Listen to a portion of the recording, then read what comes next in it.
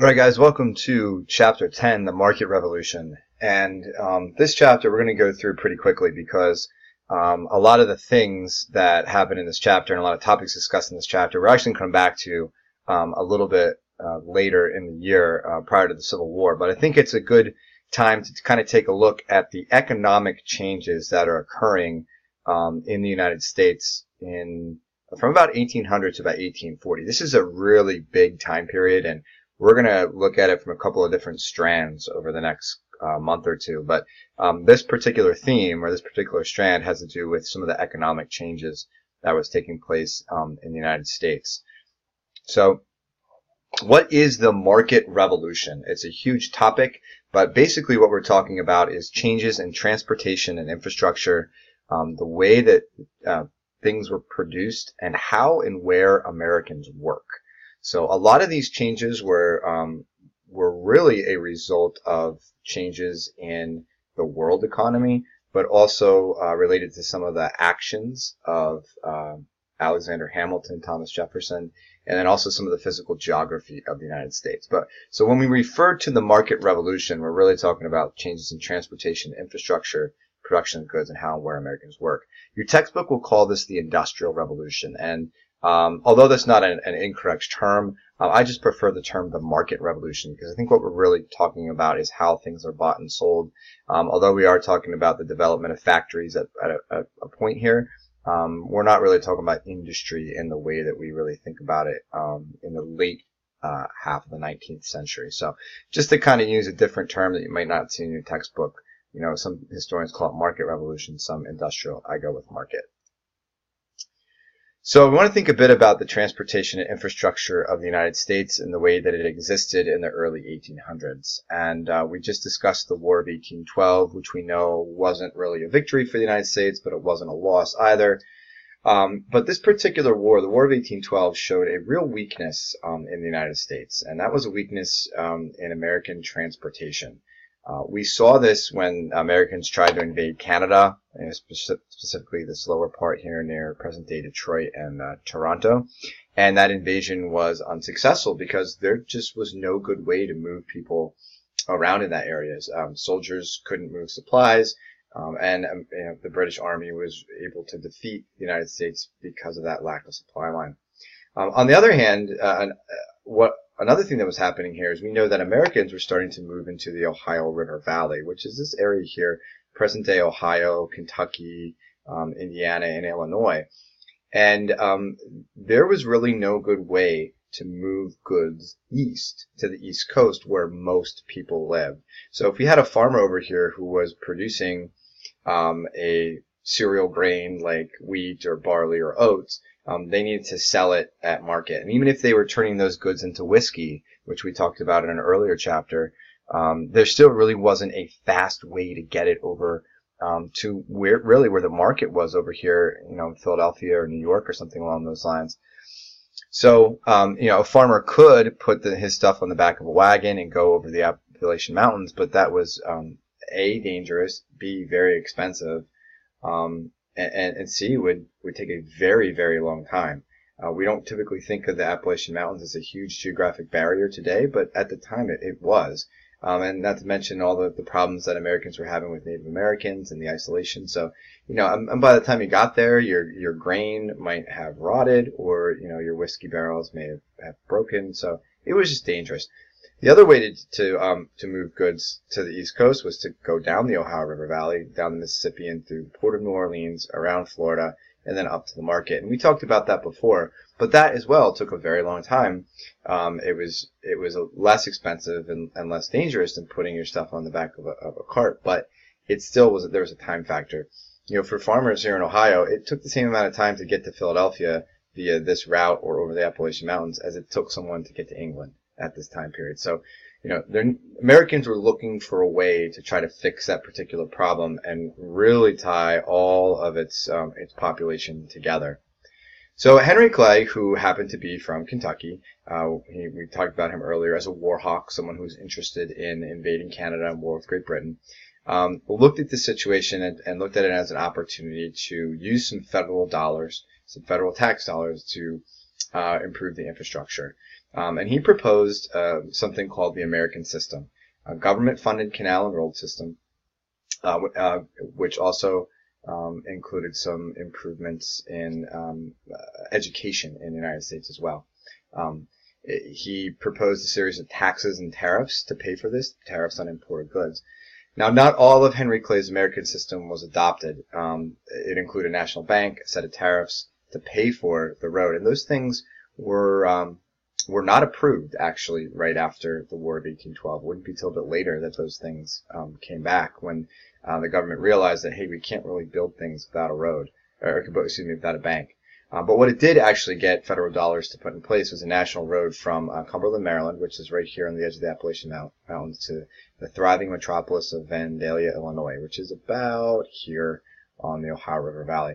So that was actually one of the first roads that Congress actually paid money for, and it did come from one of the proposals in Henry Clay's American System. So one of the things that happened during this time period that allowed for changes in infrastructure to occur was some development in technology. And we typically don't think of the steam engine as this huge technological advancement. We think about, oh, it's a steamboat, right? Yeah, it uses an engine to turn a wheel, and that moves a boat. But this actually was a really significant improvement in transportation during the time period. A steamboat allowed boats to move upriver against current much more efficiently. Boats could be much larger because there was steam power and wind power, so you can move more goods, and you can move them more efficiently. And it also allowed boats to move in a direction where there really weren't a whole lot of rivers at the time, and that was east to west. Many of the rivers in the United States flow north to south, and there aren't very many that flow east to west, and there aren't any that flow over the Appalachian Mountains. So the steamboat would allow Americans to build canals, man-made rivers that could travel east to west and connect population centers together. And one of those first great canals is the Erie Canal, proposed by DeWitt Clinton, governor of New York, and paid for with New York tax dollars. And it connected the Hudson River with Lake Erie. So here's Buffalo, and this is just outside of Albany, and that Hudson River then flows into New York City. So what the Erie Canal essentially did was connect New York City, a actually secondary port at this time, to the Great Lakes, which this interior part of the U.S., this is where the population was starting to grow along these Great Lakes here. And these lakes could be transportation. Go back to the previous slide here. Transportation into this interior part of the country, and we'll start to see big cities grow up along the coast of here. Here's New York, a major port. A port, and now it will become the major port because that is the place where you can ship goods in and out of Europe. You can send them up the Hudson River, across the Erie Canal, and into the Great Lakes, and then vice versa. Things could be made here along the Great Lakes, shipped across the Erie Canal, and down to New York City. So one of the things we don't remember is that Philadelphia was the center of trade in the United States. It was the largest port. It was the largest city. It was the capital for a while. But after the Erie Canal is finally completed in the 1830s, that's when New York starts to overtake it, and New York becomes the focal point of really the American economy, along with the Great Lakes area. And Philadelphia starts to kind of fade in importance, although it is still a very important secondary city. So one of the ways that canals works, and one of the technological developments during the time period that allowed canals to be built, was locks. And here actually is the Schuylkill Canal, which runs along the Schuylkill River from Reading all the way down to Philadelphia. And this is Lock 60 in Phoenixville. So this lock actually still operates. It's not a used canal anymore, but you can go and check it out in Canal Park and see how it works. But basically, locks allow canals to be built over elevation. So you can build a canal over the Appalachian Mountains and down the Appalachian Mountains and actually have a boat, move across elevation. The way it works here is that these gates here close, and they will fill up or empty with water to allow a boat to change for elevation. So in this case, the lock, it goes down this way and then out that way. So a boat here is actually going down in elevation. So a boat comes down here, they go into this lock, and the lock will drain out of water, and then the boat will actually be, 10 or 15 feet lower than the elevation over here.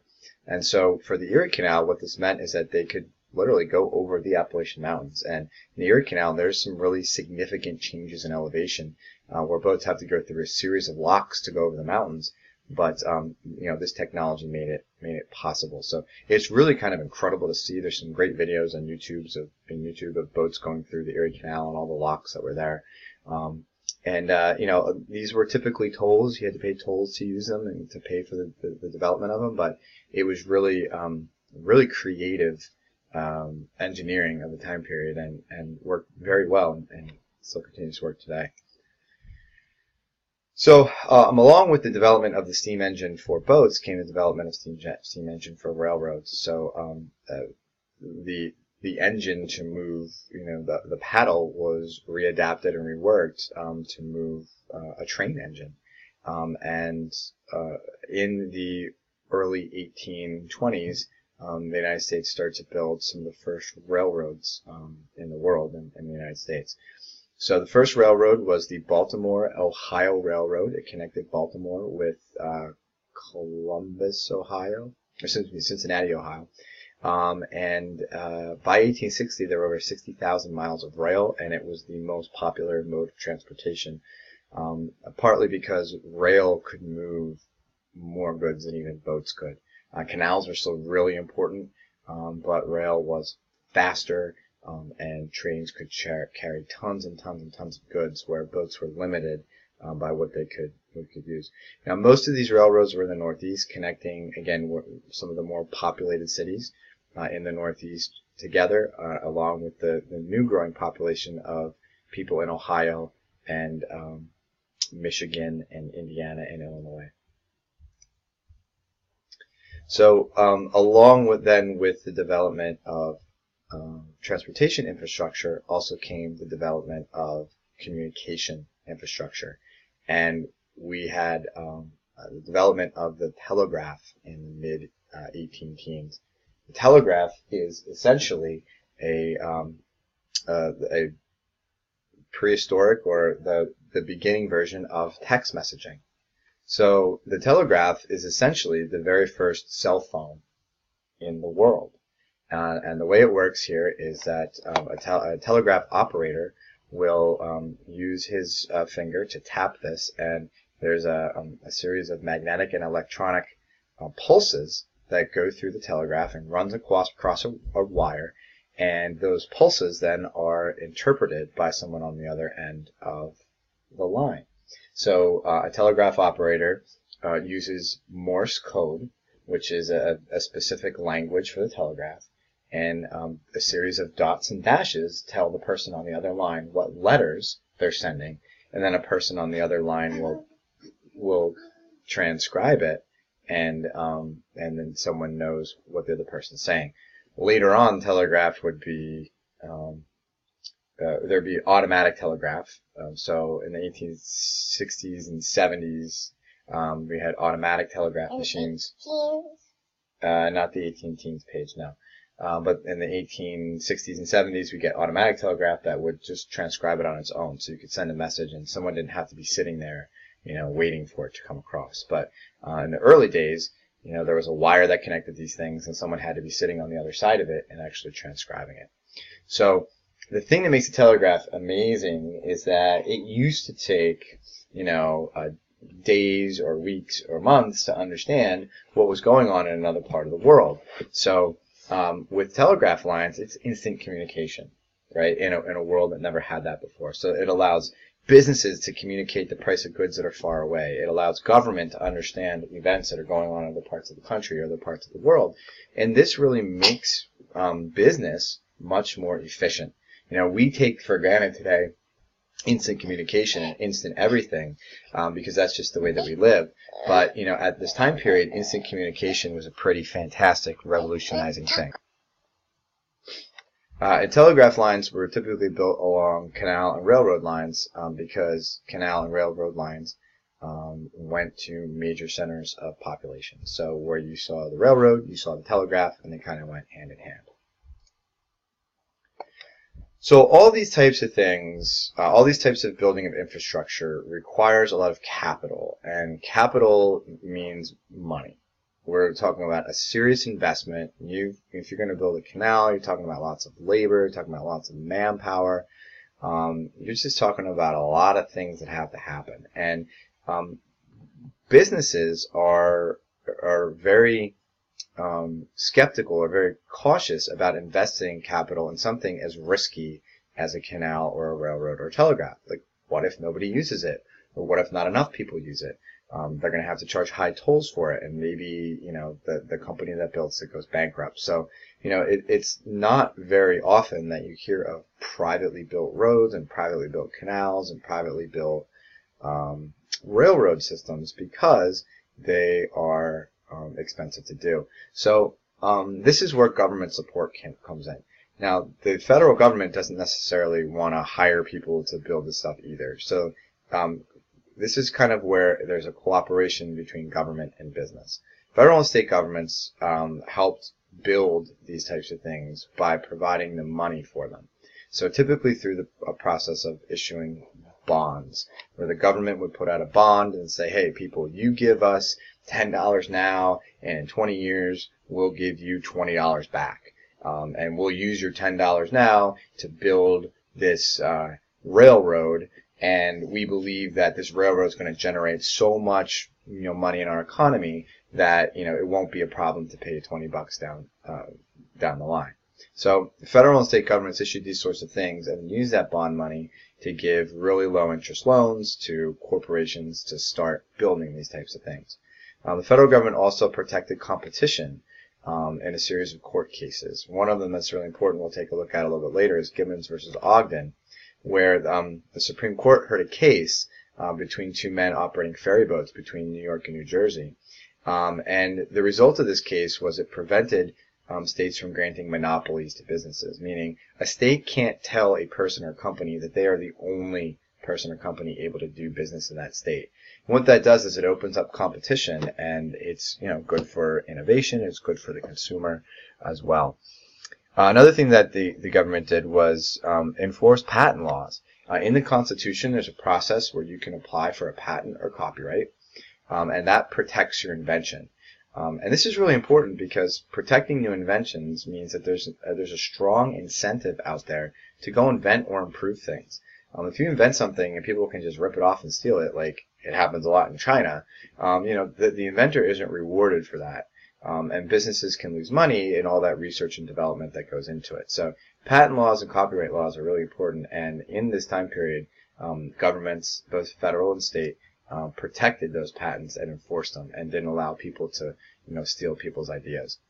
And then finally, there were laws that allow corporations. Corporations are a specific type of business where you're allowed to have investors come on, and the corporation actually acts as an individual. So this way it protects investors. If the corporation goes bankrupt or the corporation gets sued, the individual investors can't be sued on their own. Only the corporation can be sued, or only the corporation could go bankrupt. So what this really does is it's a way of protecting investors and makes investing the money in a new business a little less risky for someone. If if I put money into something and you could potentially lose your house, you might not want to do that. But if you can create a corporation and only the corporation can lose money and go bankrupt, you might be more likely to want to go ahead with that. And then finally, in 1816, Congress created the Second National Bank of the United States. Now, Thomas Jefferson and the Democratic Republicans let the first Bank of the United States go away during his presidency. And we saw all of the economic and sort of trade problems that happened when the first national bank went away. So the Second National Bank strengthened the banking system and helped create more loans for building, as Alexander Hamilton suggested that it could.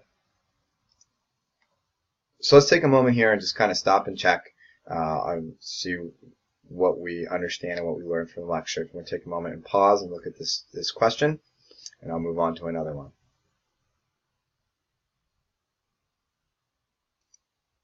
So again, take a moment and pause the video and take a look at this question, see if you can get the right answer.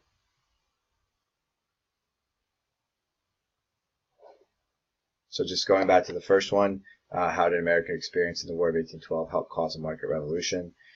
It's actually all of the above. It showed a poor infrastructure. America wasn't very good at moving goods, and it did unite the political parties for a common goal. Pretty much all politicians realized, hey, we need to do something here. So our answer here is D, all of the above.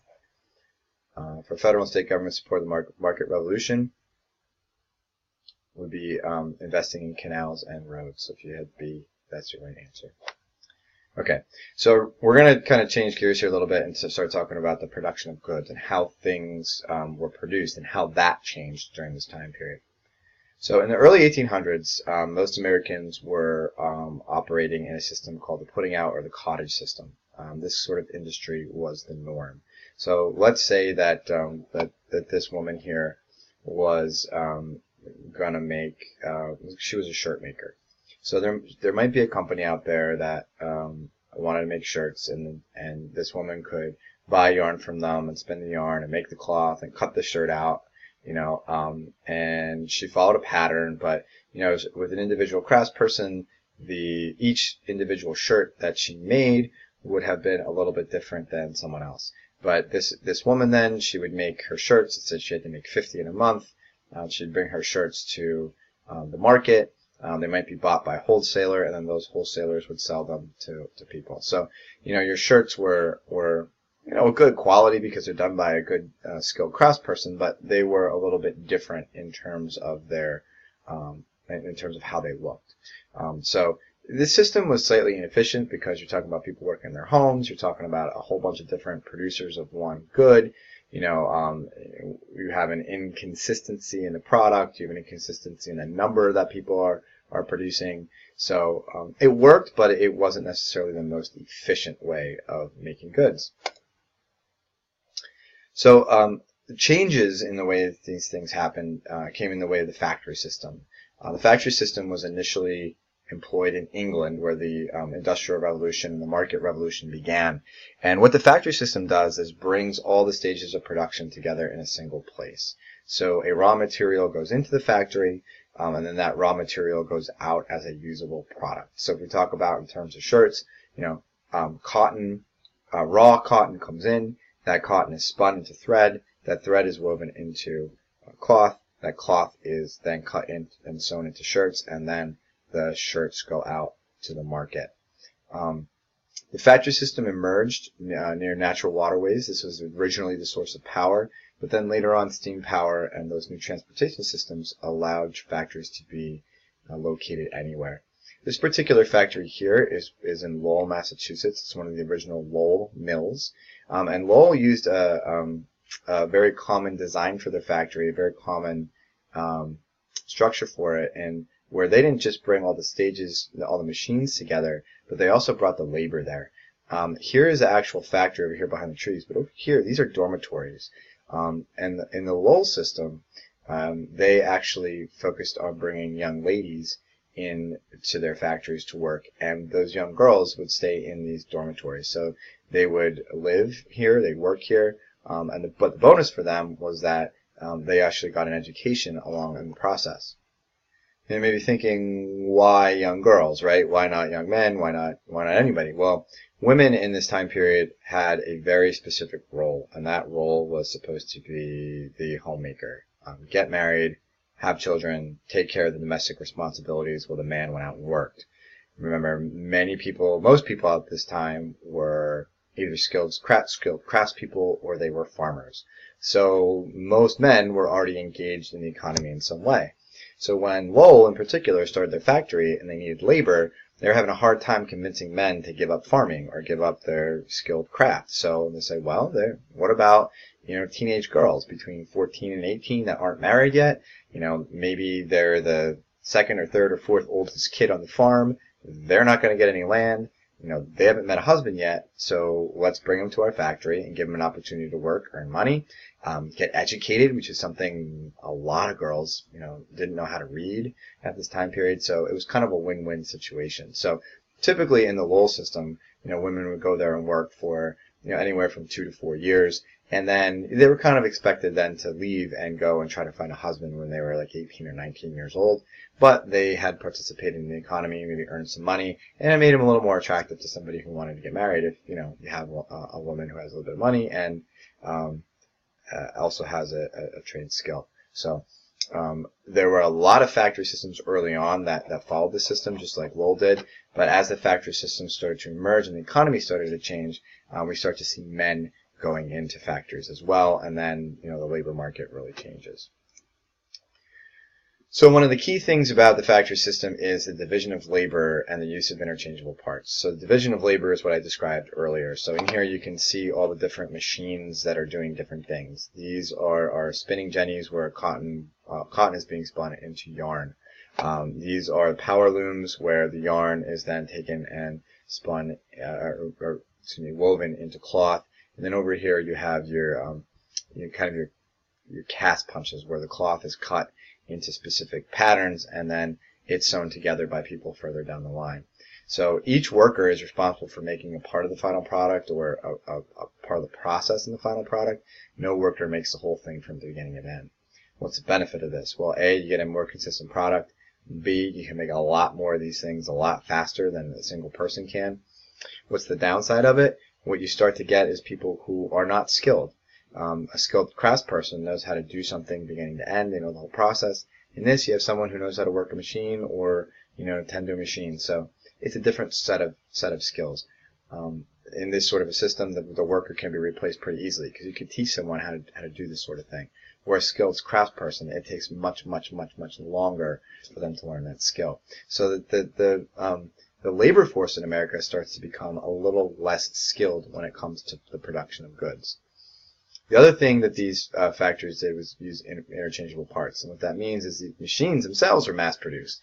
So the machine parts were easily replaced. That meant if something was broken, then another part could be ordered or another part was in hand, it could be replaced really quickly and the machine went on.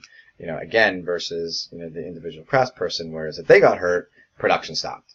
Right? They can't work if they're hurt. So they have to call AFLAC. Hopefully the doc can help them out. Just kidding.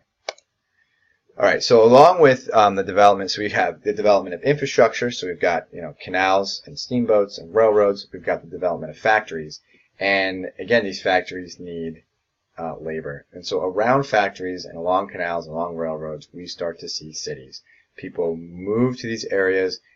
They start living there, they start working there, and then of course you need all those other services that go along with it. So people needed restaurants, and they needed clothing stores, and they needed doctors, they needed things for entertainment, and we start to see cities growing up. So this is Syracuse, New York, along the Erie Canal. Notice the canal is kind of the heart of this city there, and along with this, we also start to see population movement west. Many of these cities are starting to grow up in the Great Lakes area. So as people are moving west in general, whether it be looking for farmland or whatnot, people started to move west and they settled in these cities and they worked in these factories, and we get this sort of mass population movement during the market revolution period.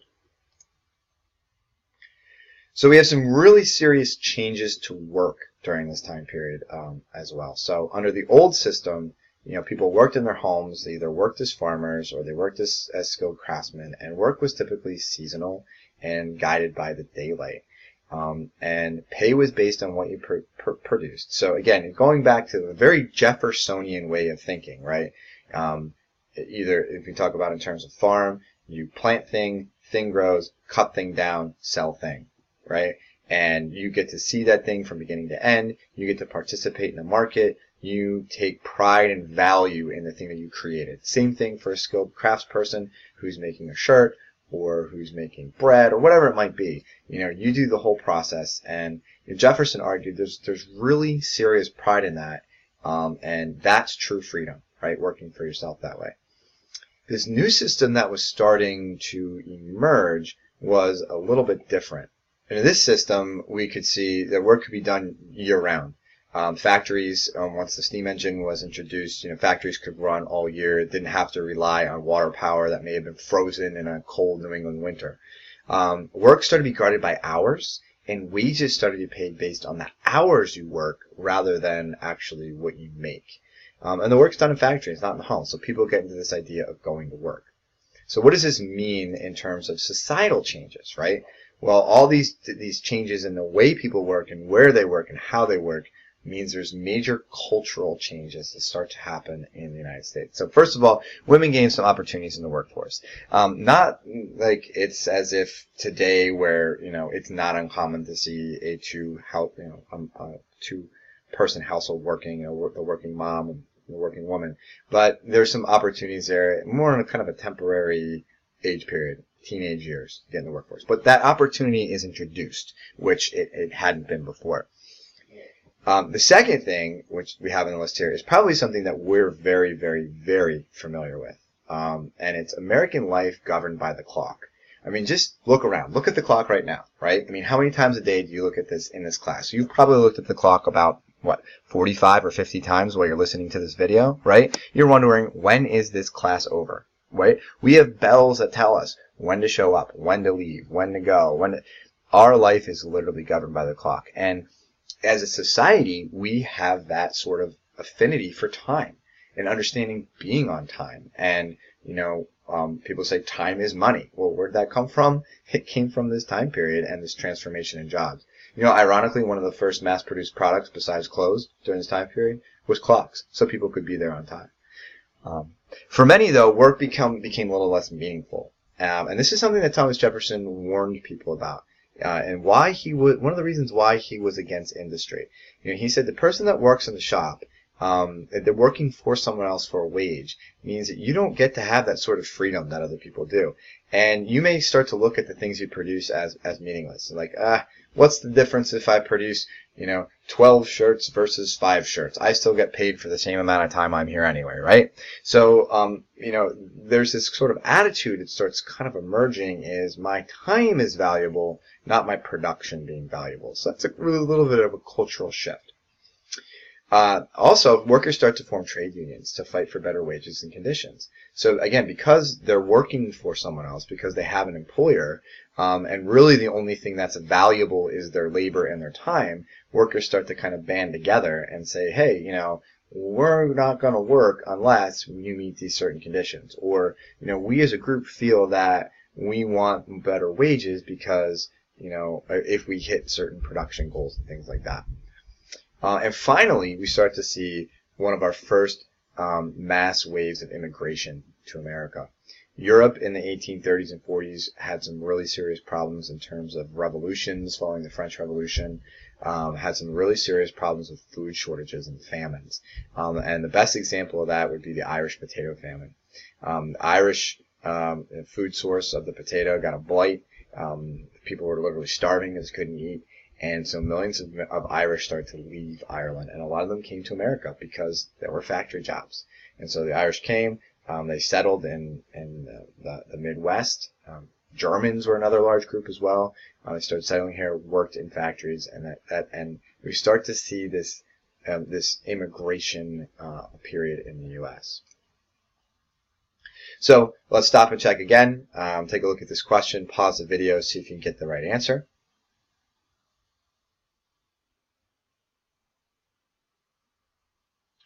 So if you answered D, you were correct.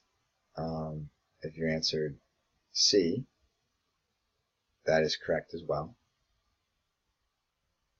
No, I'm sorry, that's not correct. D's are correct answer there. Sorry. If you answered D. Our next question.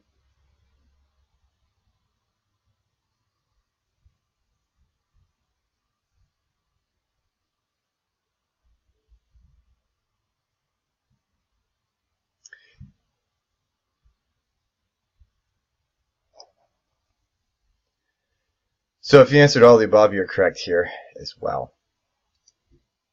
All right, so one last topic we have to talk about, and that is some nation-building issues that arose from the market revolution and the movement of people and the building of infrastructure and the changes in culture that were emerging. So one of the questions that was brought up during this time period was about slavery.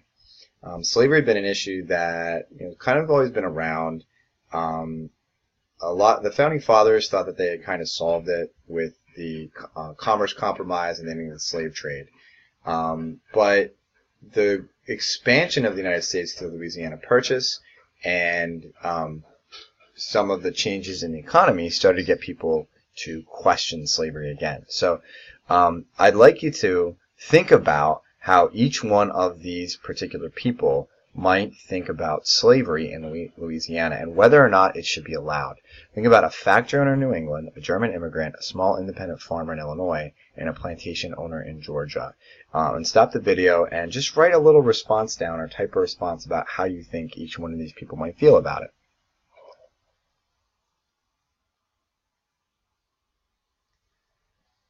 So a factory owner in New England, if you think about that sort of perspective, a factory owner in New England might be concerned about slavery still existing or expanding because that factory owner has to pay laborers in New England, where if a factory opened up in a slave state, they wouldn't have to pay that particular amount of labor. So the factory owner in New England was strongly against slavery for that labor issue.